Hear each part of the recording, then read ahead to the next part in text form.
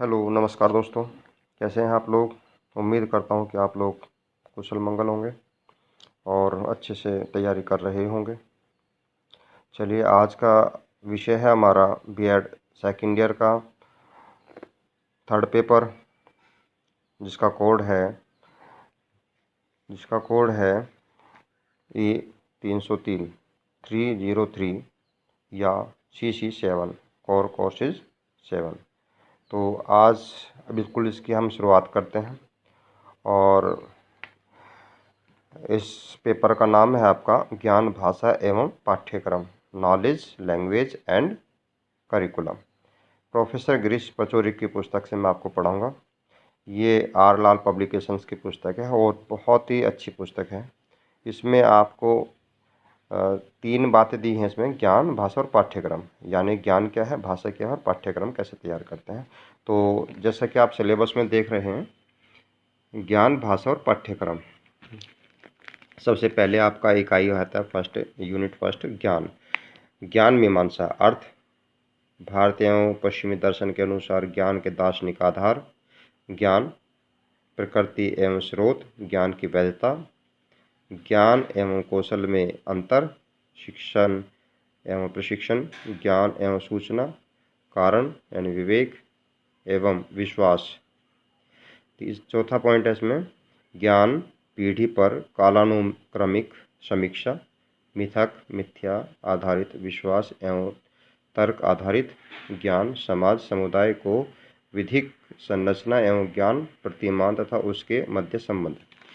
Second unit है आपकी भाषा एवं समाज के साथ पठन, आवश्यकता एवं महत्व, पठन के प्रकार, स्कीमिंग और स्कैमिंग, प्रभावशाली पठन हेतु रणनीतियाँ, पठन की क्रियाविधि, सस्वर पठन, मौन पठन, पठन की स्कीमा सिद्धांत। थर्ड यूनिट में आता है आपका लेखन कौशलों का विकास, आवश्यकता एवं महत्व, लेखन एवं पठन के बीच संबंध बनाना, बालकों के लेखन के लिए रणनीति एवं प्रक्रिया, लेखन की क्रियाविधि, नोट्स बनाना, संक्षिप्तीकरण, बालकों के लेखन का विश्लेषण। फोर्थ यूनिट है आपकी पाठ्यचर्या का विकास,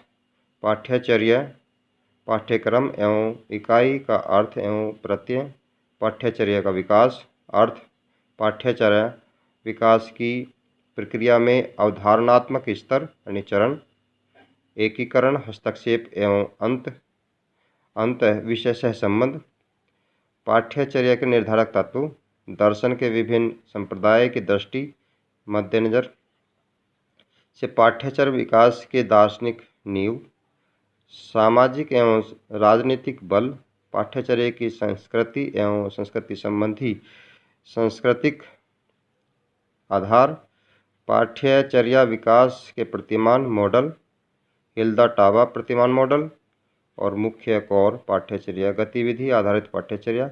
तो आप देखा जैसे आपने सिलेबस में खास फोकस 3 वर्ड हैं इसमें, ज्ञान, भाषा और पाठ्यक्रिया। तो पहली जो आपकी है ज्ञान से जुड़ी हुई यूनिट है और सेकंड और थर्ड यूनिट आपकी जो है भाषा से जुड़ी हुई है और फोर्थ और 5 यूनिट जो आपकी पाठ्यचर्या से जुड़ी हुई है। तो इससे हम सबसे पहले ये डॉक्टर प्रोफेसर गिरीश पचौरी की पुस्तक है और यह है गिरीश पचौरी, पूर्व अध्यक्ष हैं JV Jain college Saharanpur, CCS university में professor. R Lal book depot इसका पब्लिकेशंस है और इसका ISBN नंबर जो है आपका देख लीजिए इसे अच्छे से, और इसकी कीमत है 225 रुपये। और मैं इसका कोई आपको ऐड नहीं कर रहा, लेकिन आपको एक सुझाव है कि इस अच्छी पुस्तक है तो सबसे पहले हम इसका प्राकथन पढ़ते हैं। इस पुस्तक के अंदर बहुत इम्पोर्टेंट चीज़ें हैं, अगर पढ़ा जाए तो एक तरह से समझ लीजिए कि ये सारे आपके सिलेबस की जान है, और क्योंकि ये एक तरह से आपके ज्ञान पे थोड़ा फोकस करती है। तो इसके प्रेम्बल में क्या लिखा हुआ है, प्रेम्बल में लिखा है कि मनुष्यों ने कहा कि ज्ञान समुद्र के बिना अमृत है, बिना औषधियों के रसायन है और किसी की अपेक्षा न रखने वाला ऐश्वर्य है। ज्ञान ही गुण है। ज्ञान मानव जीवन का सार है। ज्ञान मनुष्य का तीसरा नेत्र है। ज्ञान का प्रकाश सूर्य के समान है। ज्ञान मनुष्य को अंधकार से प्रकाश की ओर ले जाता है। ज्ञान से ज्ञान का नाश होता है। ज्ञान से चरित्र का बोध होता है। ज्ञान से बढ़कर कोई सुख नहीं है। ज्ञान से मनुष्य में विवेक शक्ति का विकास होता है। प्रगतिशीलता प्रतिभाशीलता आती है। मनोबल बढ़ता है। आत्मविश्वास पैदा होता है। नैतिक एवं मानवीय गुणों का उन्नयन होता है। जिज्ञासाओं की संतुष्टि होती है और मानसिक भूख शांत होती है। वस्तुतः ज्ञान की वृद्धि और प्रसार से ही मानव जगत की प्रगति और विकास संभव हो सका है। ज्ञान के अभाव में तो मनुष्य का अस्तित्व पशु के समान है। ज्ञान के अपरिमित महत्व के कारण ही ज्ञान प्राप्ति को शिक्षा का सर्वाधिक महत्वपूर्ण उद्देश्य माना गया है। शिक्षा के उद्देश्य साध्य होते हैं। इनकी प्राप्ति के लिए साधन की आवश्यकता होती है और शिक्षा के उद्देश्य की प्राप्ति का साधन पाठ्यक्रम होता है। पाठ्यक्रम जितना उपयोगी होगा, उद्देश्यों की प्राप्ति उतनी ही सहज, सरल और सफलता से होगी। शिक्षा की प्रक्रिया में सार्थकता और प्रभावपूर्णता के लिए साध्य एवं साधन में समन्वय का होना अत्यावश्यक है। अतएव श्रेष्ठ उद्देश्य के साथ साथ श्रेष्ठ पाठ्यक्रम का भी होना अत्यावश्यक है। कहा गया है कि शिक्षा में मूल समस्या पाठ्यक्रम की है। इसलिए यदि पाठ्यक्रम का नियोजन व्यवस्थित रूप से होता है तो शिक्षा अपने निर्धारित उद्देश्यों को प्राप्त करने में सफल होती है। ज्ञान की अभिव्यक्ति का एकमात्र साधन भाषा है। मनुष्य का अस्तित्व भाषा के साथ अभिन्न रूप संबंध है। व्यक्ति के व्यक्तित्व का संपूर्ण विकास भाषा के ज्ञान पर निर्भर करता है। भाषा सामाजिक संरचना और सांस्कृतिक क्रियाओं का आधार है। मानव संस्कृति का केंद्रीय तंतु है। रचनात्मक सृजनात्मक क्षमता की अभिव्यक्ति का माध्यम है। सरसता, आनंद, प्रसन्नता व अनुभूति का स्रोत है। वस्तुतः भाषा का इतिहास ही सभ्यता का इतिहास है, क्योंकि मानव संस्कृति, सभ्यता, दर्शन तथा इतिहास आदि का स्पष्ट चित्रण भाषा के माध्यम से ही प्रतिबिंबित होता है। ज्ञान, भाषा और पाठ्यक्रम के इस अप्रतिम महत्व के कारण ही भावी शिक्षकों को इनका ज्ञान कराने हेतु देश के सभी महाविद्यालयों के लिए द्विवर्षीय बीएड के नवीनतम पाठ्यक्रम में इनको एक विषय के रूप में सम्मिलित किया गया है, जिससे शिक्षकों को शिक्षा के ज्ञान मीमांसा आधार और पाठ्यक्रम विकास की अवधारणा एवं सिद्धांतों का पूर्ण ज्ञान प्राप्त हो सके और वे मौखिक तथा लिखित भाषा कौशलों में दक्षता प्राप्त कर सके। एक तरीके से पूरी पुस्तक का, पूरे आपके इस कोड का, इस पेपर का निचोड़ है, ज्ञान के महत्व को समझाया गया है। आप इसकी स्क्रीनशॉट भी ले सकते हैं और ज्ञान के महत्व को समझाने का उद्देश्य आपको उसमें बताया गया है। चलिए अब पढ़ते हैं ज्ञान मीमांसा अर्थ। भारतीय एवं पाश्चात्य दर्शन के अनुसार ज्ञान के आधार, यानी कि भारतीय परिप्रेक्ष्य में और पश्चिम परिप्रेक्ष्य में ज्ञान क्या है, उसके अर्थ और परिभाषा क्या है। Epistemology meaning philosophical basis of knowledge according to Indian and western philosophy.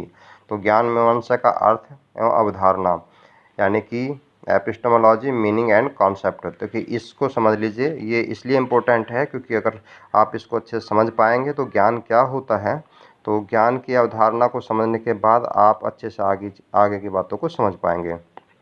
तो ज्ञान मीमांसा अंग्रेजी भाषा के एपिस्टेमोलॉजी शब्द का पर्याय है और एपिस्टेमोलॉजी शब्द दो एपिस्टो तथा लोगोस से मिलकर बना है। एपिस्टोमो का अर्थ होता है ज्ञान और लोगोस का अर्थ है सिद्धांत, सिद्धांत या मीमांसा। इस प्रकार एपिस्टेमोलॉजी का अर्थ हुआ ज्ञान का सिद्धांत, ज्ञान का सिद्धांत अथवा ज्ञान की मीमांसा। स्पष्ट है कि ज्ञान मीमांसा के अंतर्गत ज्ञान के स्वरूप, उद्भव, स्रोत, विधियों तथा समस्याओं आदि के विषय में तर्कपूर्ण ढंग से विचार किया जाता है। ज्ञान मीमांसा में जिन प्रश्नों पर विचार किया जाता है वे हैं: ज्ञान क्या है, यथार्थ ज्ञान क्या है, ज्ञान की प्रकृति क्या है, ज्ञान के स्रोत क्या हैं, ज्ञान की विधियाँ क्या हैं, ज्ञान की सीमाएँ क्या हैं, ज्ञाता और ज्ञेय में संबंध क्या है। ज्ञेय का मतलब होता है एक देने वाला और लेने वाला। ज्ञान को लेने देने वालों में संबंध क्या है, ज्ञान की प्रक्रिया क्या है, ज्ञान की प्रक्रिया में कौन कौन सी भूलें संभव हैं, ज्ञान की प्रामाणिकता का आधार क्या है, सत्य क्या है, असत्य क्या है, भ्रम क्या है, ज्ञान का विस्मरण क्या है, ज्ञान प्राप्त करने के साधन क्या हैं, क्या मानव वास्तविक ज्ञान को प्राप्त कर सकता है, मानव किस सीमा तक परम सत्ता का ज्ञान प्राप्त कर सकता है, आदि आदि। ज्ञान मीमांसा संबंधी समस्याओं के संबंध में दार्शनिकों के विचारों में भिन्नता है।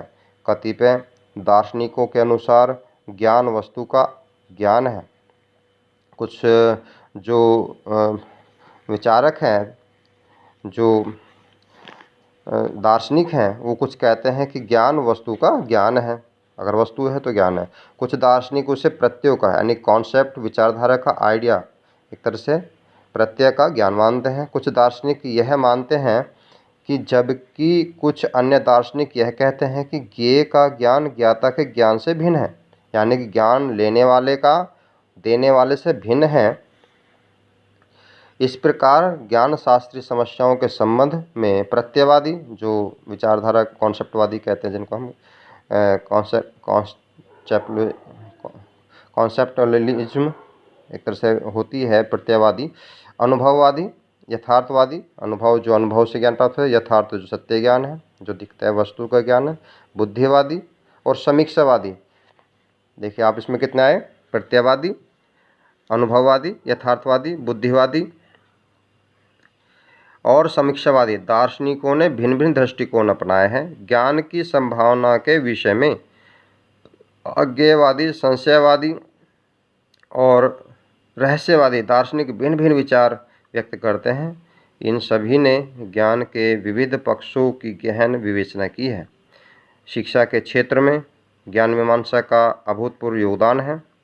ज्ञान मीमांसा के द्वारा ही यह ज्ञात होता है कि हमें अपने विद्यार्थियों को किस प्रकार का ज्ञान देना चाहिए और उसे किस प्रकार से दिया जाना चाहिए।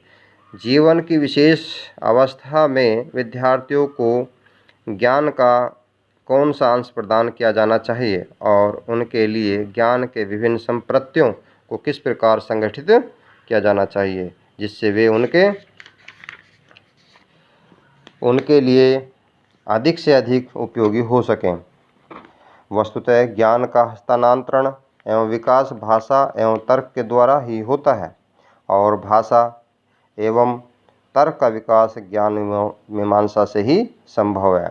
ज्ञान के विभिन्न प्रकार होते हैं कि ज्ञान कैसे प्राप्त किया जा सकता है। इंद्रिय ज्ञान जो इंद्रियों से प्राप्त है, बौद्धिक ज्ञान जो बुद्धि से, और आप्त वचनात्मक ज्ञान जिसको हम इंटरप्रिटेशन व्याख्यात्मक ज्ञान कहते हैं, और एक अंत प्रज्ञात्मक यानी इंट्यूशन से, अंतर्दृष्टि से ज्ञान, और श्रुति सुने हुए ज्ञान से, और क्रियात्मक ज्ञान यानी कि करके सीखने से। तो शिक्षा के ज्ञानात्मक उद्देश्य का संकेत मिलता है और पाठ्यक्रम के निर्माण में सहायता मिलती है। अब तक के अनुभवों से हम क्या लें और क्या न लें, अनुभवों को किस क्रम में रखें, ज्ञान विज्ञान के विषयों को पाठ्यक्रम में क्या स्थान दिया जाए, ज्ञान मीमांसा इस विषय में हमारी सहायता करती है। शिक्षण विधि के निर्धारण में भी इससे सहायता मिलती है। निरीक्षण, परीक्षण, प्रयोग, पर्यटन आदि प्रविधियों को अनुभववाद से ही बल मिलता है।